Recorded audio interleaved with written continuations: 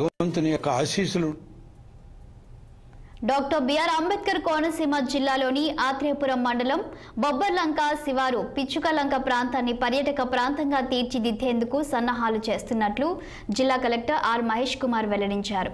ఆదివారం ఆయన వివిధ శాఖల అధికారులు పర్యాటక శాఖ అధికారులతో కలిసి పిచ్చుకలంక ప్రాంతాన్ని పరిశీలించారు. ఇప్పటికే జల వనరుల శాఖ అధికారులు ధవళేశ్వరం బ్యారేజీ సమీపంలో గోదావరి నదిని ఆనుకొని పర్యాటక రంగ అభివృద్ధికి అప్పగించిన 56 ఎకరాల భూమిని పరిశీలించారు. ఆయన అప్రోచ్ రోడ్లు, రాకపోకల అవకాశాలు, కేటాయించిన భూమి స్వభావం, స్థితిగతులు, పర్యాటక రంగ అభివృద్ధికి అవకాశాలపై సంబంధిత అధికారులతో చర్చించారు. మ్యాప్ల ఆధారంగా సరిహద్దులను అడిగి తెలుసుకున్నారు. పిచ్చుకలంక ప్రాంతాన్ని త్వరలో పర్యాటక కేంద్రంగా తీర్చిదిద్దేందుకు ప్రభుత్వ పరంగా సన్నాహాలు చేయనున్నట్లు తెలిపారు.